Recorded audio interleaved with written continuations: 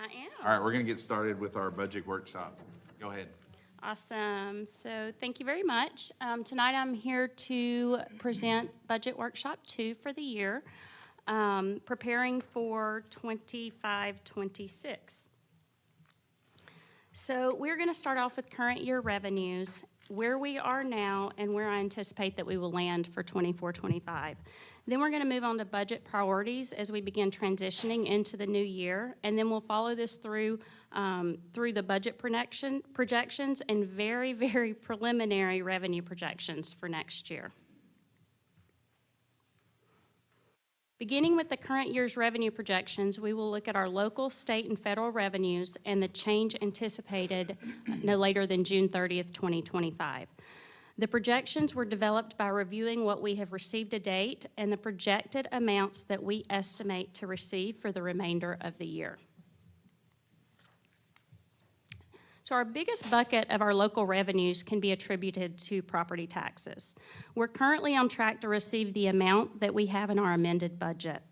As mentioned in last month's budget workshop, the Texas Education Code states that funding for public education is a shared responsibility between the state and school districts. Interest earnings are projected to be higher than amended due to the amount that was earned on the tax anticipation note. But since this is a short-term note, it will not be subject to any arbitrage, and we're going to be able to keep the proceeds that we earned on that interest. All other local revenue was budgeted based on the prior 4-year average and are all pretty close to where they were budgeted. And in total, I anticipate that local revenues will end approximately $100,000 higher than the amended budget. So while only 56% of our budget came from the state in 2018, which was prior to property tax compression and HB3, 64% of our funding now comes from the state. This occurs because as local tax revenue decreases, which is what happened with the tax compression, state aid then increases. So we move from 56 to 64. I anticipate that we will receive about $400,000 less in state aid than we had projected at the beginning of the year.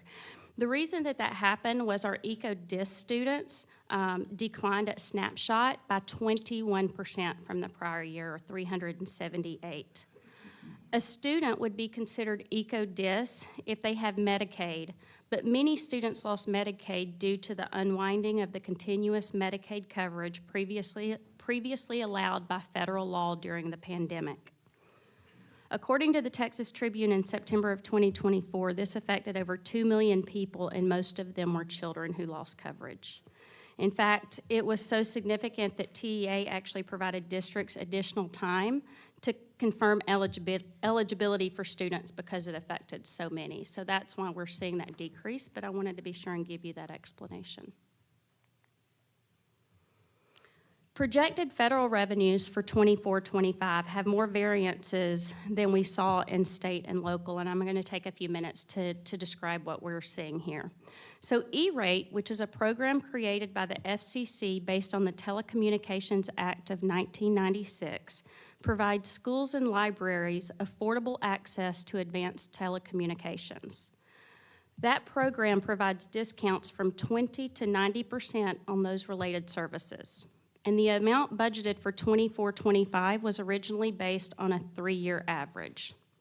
E-rate funds are allocated annually for the internet, but they're only allocated every 5 years for other eligible services. Since the district exhausted its 5-year allocation at the end of last year, there were no additional benefits for this year, and that's why we're seeing that big difference there. With that being said, a little later, we're going to see E-rate for next year. Our new 5-year period starts next year, but that funding hasn't started yet, so we're not going to see an increase in that E-rate quite yet. Indirect costs are those costs that the district can charge back to grants for the administrative cost of managing the grants. This rate is set by TEA and is based on authority granted by the U.S. Department of Education. The projected indirect cost is based on all federal grant awards currently awarded to the district. So we're going to see an increase there based on what we have active now. SHARS has been an ongoing legal battle between the Texas Health and Human Services Commission and the U.S. Department of Health due to a 2017 audit based on services billed in 2011. Based on these results, guidance has retroactively changed several times, and as a result, many districts are continuing to see reduced funding, and many are monitoring to determine the feasibility of continuing participation in the SHARS program, including ourselves. Currently, the amended budget for FEMA is $327,000, but we have $1 million in claims pending reimbursement. These not only include costs for Hurricane Beryl, but also the final closeouts for the stadium and the baseball and softball fields from Hurricane Harvey.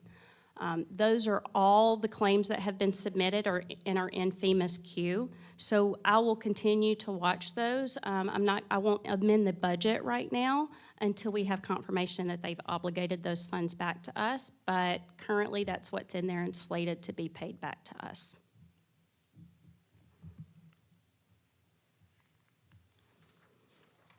So in total, I project that the district's revenue will end approximately $225,000 higher than the amended budget currently.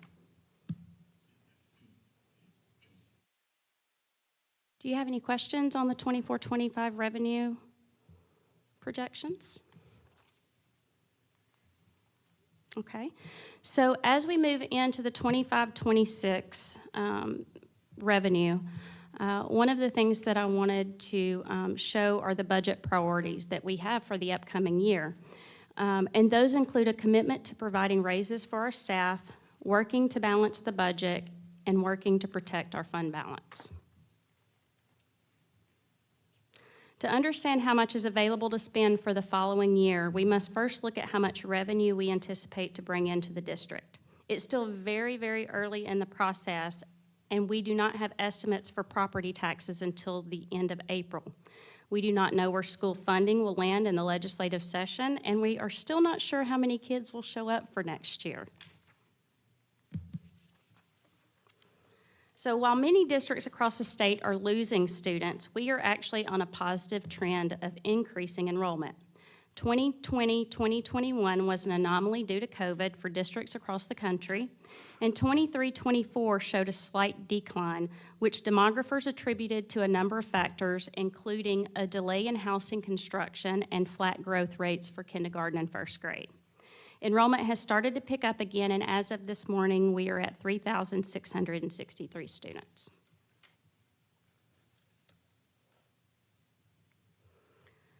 The demographers estimate moderate to accelerated growth for 25-26 of 275 to 464 students respectively.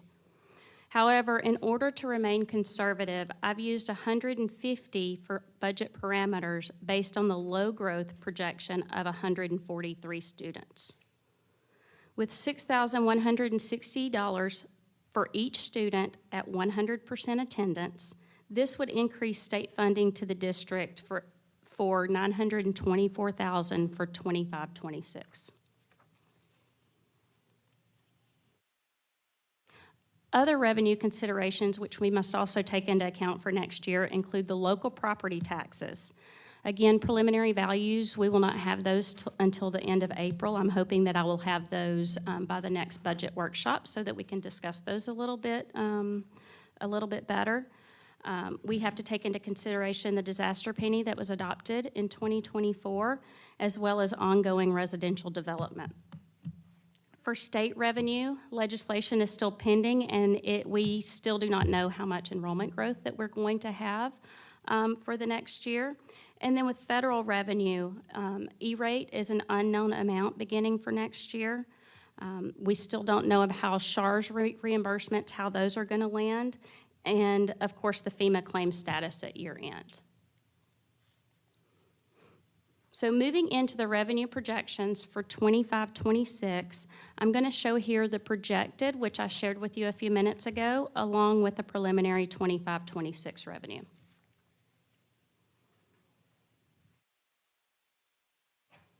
Our state certified property values increased by 5.7% from 23-24.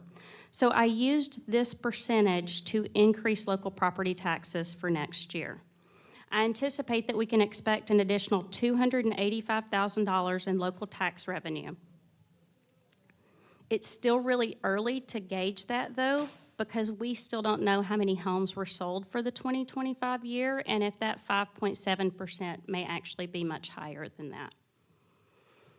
Moving on to the interest earnings, I anticipate this to drop as we will have a lower tax note for the upcoming year, so we won't have as many earnings, we won't have as much revenue and interest for the upcoming year. But in total, I anticipate local revenues will increase by at least $235,000 for the next year.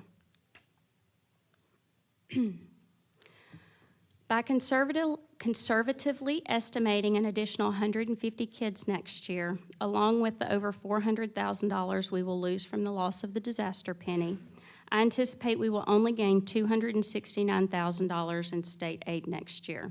Again, this doesn't include any changes in our demographics, and it doesn't take into account any pending legislation. As currently written, though, I did look at how HB2 would affect us for the upcoming year, and it should increase state revenue to the district to $24.4 million, which is almost $1.8 million.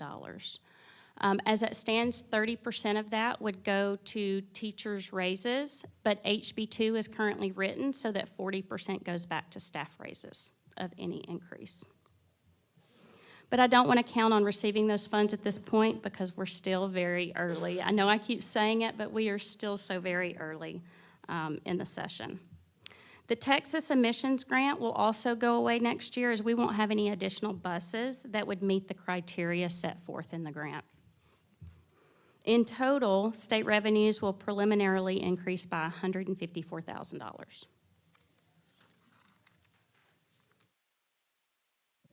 I mentioned earlier about E-rate. I'm only calculating it here based on the one-year allocation for internet service. The new 5-year allocation has not opened yet, and we're also unsure of its future with all of the federal funding changes.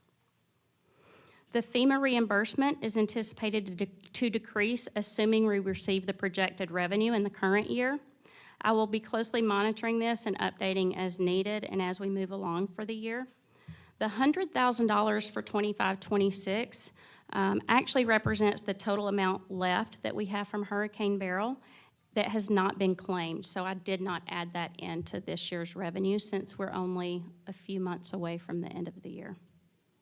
In total, I anticipate federal revenue to decrease by $921,000 based on projections.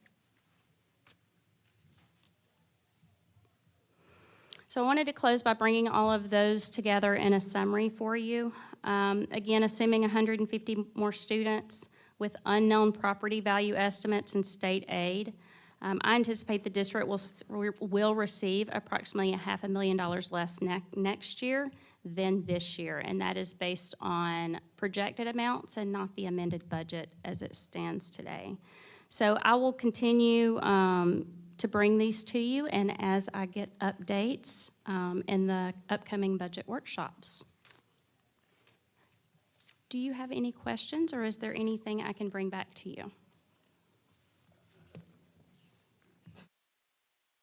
The negative 532 comparison, that doesn't take into any account for H2? No, sir. Okay. It So you're doesn't. assuming we're getting... I'm assuming no money. And considering the last session, we received no money when we all thought that we were going to get some money. I did not want to include that in here. Yes, sir. Thank you.